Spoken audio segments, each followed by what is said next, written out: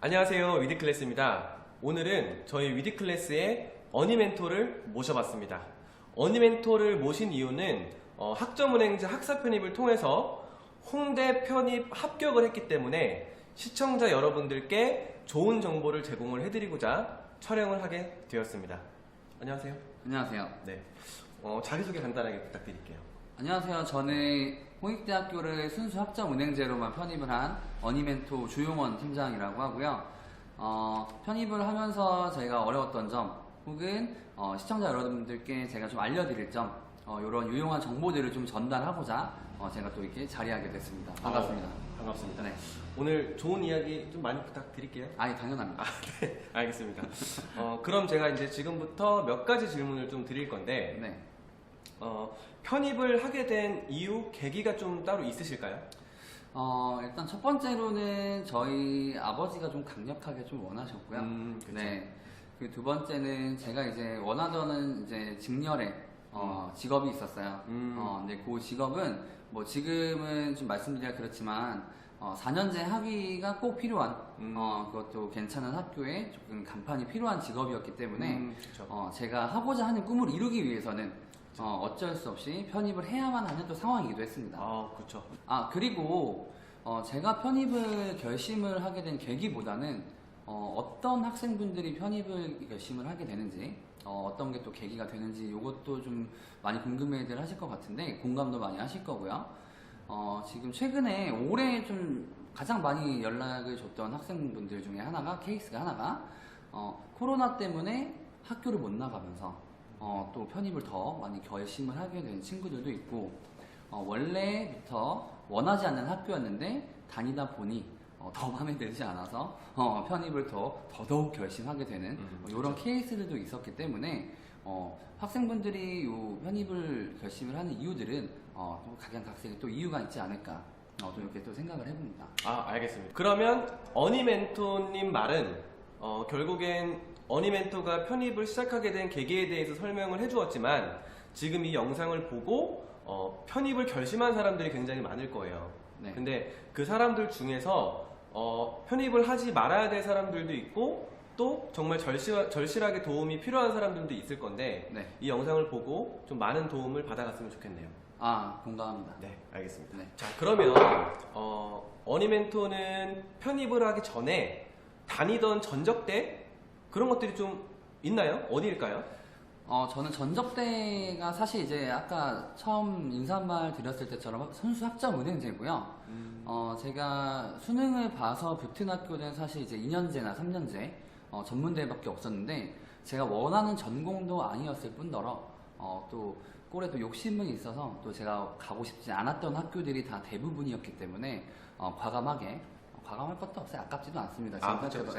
과감하게 또 진학을 포기를 하고 이렇게 순수 학점은행제로만 편입을 좀 준비했기 때문에 제 전적대는 학점은행제, 정확히는 멀티미디어 학사가 되겠네요. 멀티미디어 학사. 네. 또 이게 멀티미디어 전공 IT 계열이 좀 비싸잖아요.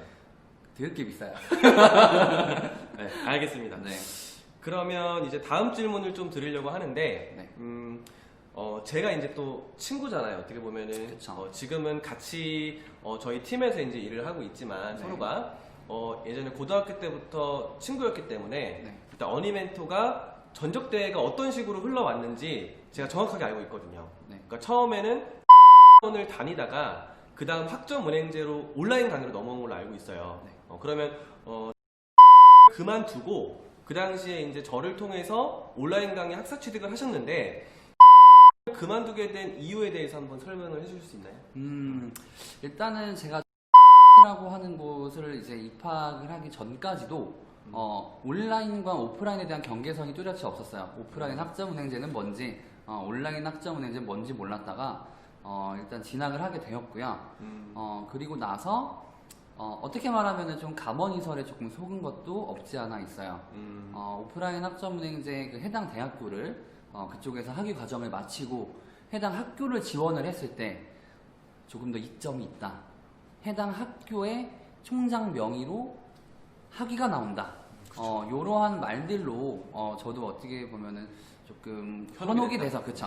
현혹이 돼서 조금 이제 들어가긴 했는데 사실상 온라인 학점 운행제든 오프라인 학점 운행제든 차별점이 없어요, 여러분. 똑같습니다. 똑같고 다만 비용이 비싸고 그리고 직접 오프라인으로 출석을 해야 되기 때문에 실질적으로 편입의 준비 필수적으로 필요한 문과라면 영어, 이과라면은 편입 수학이나 편입 영어 두 과목 모두를 해야 되죠.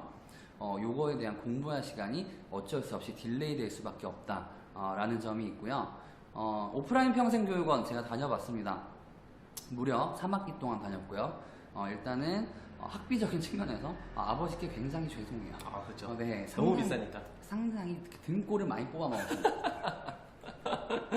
네, 그렇게 하다가 나중에 이제 여기 옆에 계신 이제 이광훈 사장님이랑 이제 술 한잔을 먹다가 얘기를 나눴는데 요거를 온라인으로도 그대로 갖고 와서 학점을 이어서 학위 과정을 할 수가 있더라고요. 그때 정말 그때 너무 쇼킹했고요. 신세계. 네, 제가 여러 번 여쭤봤죠. 이거 그쵸. 그대로 학점을 쓸 수 있는지. 가능한 거냐? 이게 말이 안 된다. 그게 맞는 거냐? 말이 안 되는 건 난- 제가 난 지금까지 뭐 한 거냐? 네, 한 학기에 300만 원씩 내고 나는 지금 뭐 하는 거냐. 그래서 말씀을 하셨죠. 네. 호구 당했다. 음. 조심해야 됐었는데 음. 친구로서 안타깝구나. 그렇죠. 그리고 나서 바로 온라인으로 돌린 다음에 학위 과정을 잘 마무리를 했던 기억이 있네요. 그렇죠. 근데 여기서 이 말만 딱 들었을 때는 딱 하나밖에 없거든요, 사실. 네. 그리고 뿐만 아니라 이 오프라인 평생교육원은 너무 비싸고 그리고 비효율적이니까 가지 마라라고 들릴 수가 있어요. 네. 근데 여기서 명확하게 한 번 더 짚고 넘어가야 될 부분은 네. 오프라인 평생교육원이라 비싼 건 맞지만 정말 단순히 편입을 목적으로 공부를 하는 사람이라면 온라인 학점 운행제를 하는 게 효율적일 것이고, 만약에 내가 뭐 예체능 쪽이다, 그쵸. 뭐 실용음악과나 뭐 체대 쪽이나 뭐 패션 쪽이나 이런 쪽 같은 경우는 또 온라인으로 개설되어 있는 전공이 없어요. 그래서 이런 사람들은 어쩔 수 없이 그쪽으로 가서 이제 실기 수업도 배우고 경험도 하고 이런 그 경험치를 쌓아서 자기랑 맞는 관련 전공으로 편입을 해야 되는 사람들은 오프라인이나 가는 게 맞습니다. 하지만 이 어니멘토처럼 인문계열 쪽이나 이공계열 쪽으로 편입을 목적으로 준비를 하시는 분들은 학점은행제 온라인 강의가 더 효율적이라고 말씀을 하는 거예요. 맞죠? 정확합니다. 알겠습니다. 그럼 이제 다음 질문으로 넘어갈게요. 네. 이번에는 어니멘토가 편입을 시작한 나이, 그리고 합격까지 가는 동안 걸렸던 준비 기간, 그리고 공부를 할 때 하루 일과 패턴은 어떤 스케줄로 진행이 됐는지 이런 것들에 대해서 한번 말씀해 주시면 좋을 것 같습니다. 제가 편입을 했던 나이, 제가 군입대가 좀 늦었었는데요. 22살에 가서 지금은 18개월이잖아요. 그쵸. 저 때는 또 21개월이기 때문에 그쵸. 네, 전역을 했을 때가 제가 25살이었고요. 정확히 아직도 기억나요. 25살 9월부터 인강으로 시작을 했어요. 왜냐? 편입생, 제가 나중에는 조금 더, 나중에 또 기회가 있다면 자리를 빌어서 제가 한번 또 얘기를 해주고 싶은데, 편입학원을 제가 이렇게 기초가 없는 상태에서 갔을 때 과연 따라갈 수 있을까? 그치. 라는 좀 막연한 두려움에 학원을 바로 나가지 않고 인강으로 제가 한 석 달 정도를 또 허비하게 됩니다.